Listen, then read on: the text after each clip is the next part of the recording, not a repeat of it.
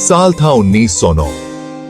Colorado के राजसी Rocky पहाड़ों में ऊंचा बसा एक भव्य होटल आकार ले रहा था। यह था फ्रीलैंड ऑस्कर स्टैनली का सपना। एक अमीर और दूरदर्शी व्यक्ति। वह अमीर लोगों के लिए एक स्वर्ग, विलासिता और शान का घर बनाना चाहता था। यह था स्टैनली होटल। उन्हें क्या पता था कि उनकी यह भव्य रचना जल्द ही किसी और ही अशुभ थिंग के लिए डिसबिहेव का पर्याय बन जाएगी। स्टैनली होटल अनदेखे मेहमानों का निवास स्थान बन जाएगा। उनकी मौजूदगी की फुसफुसाहट भव्य दालानों में गूंजती रहेगी। होटल को भव्यता के प्रतीक से धीमी आवाज में सुनाई देने वाली कहानी में बदल देगी। स्टैनली होटल सिर्फ ईंटों और गारे से कहीं बढ़कर था। यह बीते युग का प्रमाण था। ऑप्युलेंस और भव्यता का समय। दूर दूर के शहरों से मेहमान आते थे जो ताजी पहाड़ी हवा और लुभावने नजारों के वादे से आकर्षित होते थे। वे भव्य बॉलरूम में टहलते थे। उनकी हंसी ऑर्केस्ट्रा की धुनों में मिल जाती थी। वे बढ़िया चाइना पर भोजन ट्रिक्सते थे। चौकस ट्रिक्स मचारियों की एक फौज उनकी सेवा में हाजिर रहती थी। स्टैनली होटल जीवित था, अपने निवासियों की ऊर्जा के साथ धड़क रहा था। यह उस अंधेरे से बेखबर था जो उसकी सतह के नीचे दुबका हुआ था, उन अनदेखी ताकतों से जो जल्द ही खुद को जान लेंगी। कहानियां धीरे धीरे शुरू हुई, जैसे हवा में फुसफुसाहट हो। मेहमानों ने अजीब आवाजों की सूचना दी। रात के सन्नाटे में पियानो की हल्की सी झंकार, खाली गलियारों में गूंजती हुई लाफ्टर। वस्तुएं बेवजह हिल जाती थीं। बिना किसी हाथ के दरवाजे खुले और बंद हुए। ट्रिक्स मचारी शुरू में खारिज ट्रिक्सते थे, लेकिन अब असहज नजरों से एक दूसरे को देखने लगे। उनके पास बताने के लिए अपनी कहानियां थीं। उनकी दृष्टि के किनारे पर झिलमिलाती छायादार आकृतियों के किस्से, ठंडे स्थानों और अचानक ठंड लगने के किस्से। स्टैनली होटल, जो कभी परिष्कृत भव्यता का प्रतीक था, धीरे धीरे अपने असली रूप का खुलासा कर रहा था। हालांकि अफवाहों ने मेहमानों के आने जाने पर बहुत कम असर डाला। शायद यह अज्ञात का आकर्षण था, दूसरी दुनिया की एक झलक का रोमांच था, या हो सकता है कि यह केवल होटल और उसके आसपास की सुंदरता ही थी। कारण जो भी हो, स्टैनली होटल एक लोकप्रिय गंतव्य बना रहा। लोग उसके अनोखे आतिथ्य का एक्सपीरियंसेस ट्रिक्सने के लिए उत्सुक उसके दरवाजे पर आते रहे। उन्हें क्या पता था कि कुछ लोग उसकी भयावह विरासत से हमेशा के लिए जुड़ जाएंगे। उनके एक्सपीरियंसेस होटल के इतिहास में हमेशा के लिए अंकित हो गए। अमेरिका में सबसे प्रेतवाधित स्थानों में से एक के रूप में इसकी प्रतिष्ठा को मजबूत ट्रिक्सेंगे। साल है 1911। बाहर एक भयंकर तूफान आता है जो पहाड़ पर अपना कहर बरपा रहा है। स्टैनली होटल के अंदर एलिजाबेथ विल्सन नामक एक युवा हाउसकीपर अपने काम में लगी हुई है। परछाई में छिपे खतरे से बेखबर वह कमरा 217 में प्रवेश ट्रिक्सती है। अचानक एक विस्फोट से सन्नाटा टूट जाता है। हवा में गैस की तीखी गंध फैल जाती है। एलिजाबेथ विस्फोट के बल पर पीछे फेंक दी जाती है। चमत्कारिक रूप से वह बच जाती है। दूसरे इतने भाग्यशाली नहीं होते। विस्फोट ने होटल की फाउंडेशन को हिलाकर रख दिया, जिससे एक भयानक सन्नाटा छा गया। एलिजाबेथ हिली हुई लेकिन जिंदा होटल में अपना काम जारी रखती है। फिर भी कुछ बदल गया है। वह साहब के क्या ठीक की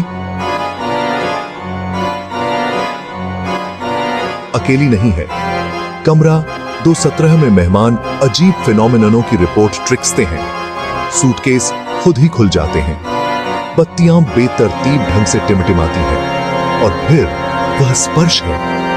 रात के सन्नाटे में उनकी त्वचा को छूने वाला एक ठंडा अनदेखा हैंड। कहानियां जंगल की आग की तरह फैल गईं, जिससे कमरा 217 स्टैनली होटल में अब सामान्य गतिविधि के केंद्र के रूप में अपनी प्रतिष्ठा मजबूत कर रहा है।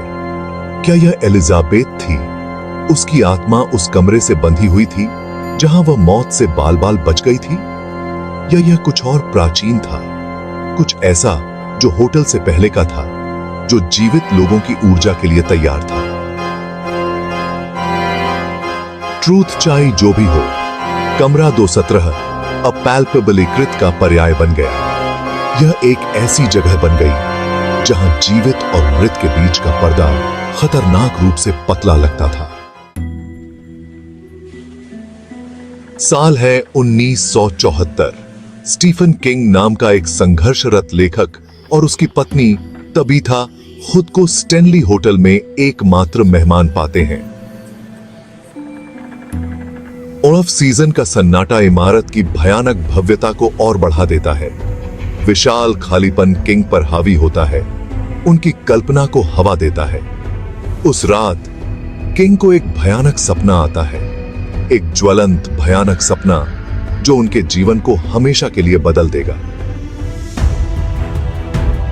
वो के सपापा आपकी आपा अपने छोटे बेटे की कल्पना ट्रिक्सता है, जिसका पीछा होटल के सुनसान गलियारों में एक जुनूनी आग बुझाने वाले नली द्वारा किया जा रहा है। छवि उसे परेशान ट्रिक्सती है, को अनदेखा ट्रिक्सने से इनकार ट्रिक्सती है।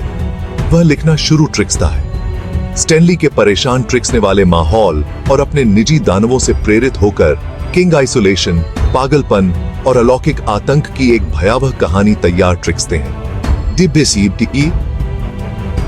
द शाइनिंग का जन्म होता है।